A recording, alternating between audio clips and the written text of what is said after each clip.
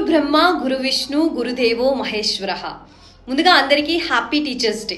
So teachers day అనగానే మన చిన్నప్పుడు స్కూలింగ్ నుంచి కాలేజ్ డేస్ వరకు అండ్ ఆ తర్వాత అండ్ నౌ ఇప్పుడు కూడా టీచర్స్ డే అనగానే మనకి ముందుగా గుర్తొచ్చే పేరు సర్వేపల్లి రాధాకృష్ణన్ గారు. మరి ఆయన పుట్టినరోజు రోజునే మనం టీచర్స్ డే సెలబ్రేట్ చేసుకోవడానికి గల కారణం ఏంటి అండ్ ఆయన ఉపాధ్యాయ వృత్తికి ఎలా వచ్చారు అండ్ ఆయన ఎక్కడ పుట్టారు, సో వీటన్నిటి గురించి తెలుసుకుందాం. డాక్టర్ సర్వేపల్లి రాధాకృష్ణన్ 1888 సెప్టెంబర్ 5న తిరుత్తని విలేజ్ లో ఆయన జన్మించారు. భోజనం చేయడానికి నేలని శుభ్రం చేసుకుని భోజనం చేసే అంత కటిక పేదరికం నుంచి వచ్చిన సర్వేపల్లి రాధాకృష్ణన్ గారు చదువు మీద ఉన్న అమితమైన ప్రేమతో కష్టపడి చదివి మద్రాస్ క్రిస్టియన్ కాలేజీలో ఎంఏ పూర్తి చేశారు. 20 ఏళ్ల వయసులోనే ఉపాధ్యాయ వృత్తిని చేపట్టారు సర్వేపల్లి రాధాకృష్ణన్ గారు. 1952లో భారతదేశపు మొదటి ఉపరాష్ట్రపతిగా, 1962లో భారతదేశపు 2వ రాష్ట్రపతిగా పదవుల్ని అధిరోహించారు డాక్టర్ సర్వేపల్లి రాధాకృష్ణన్ గారు.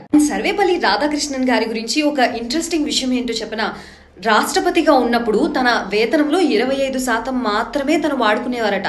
మిగిలినదంతా కూడా ప్రధానమంత్రి సహాయ నిధికి ఇచ్చేవారట డాక్టర్ సర్వేపల్లి రాధాకృష్ణన్ గారు. ఉపాధ్యాయ వృత్తిలో ఉన్నప్పుడు కానీ ఆ తర్వాత ఎన్నో పదవులు అధిరోహించినప్పటికీ కూడా డాక్టర్ సర్వేపల్లి రాధాకృష్ణన్ గారికి తన పుట్టినరోజు జరుపుకోవడం అస్సలు ఇష్టం ఉండదట.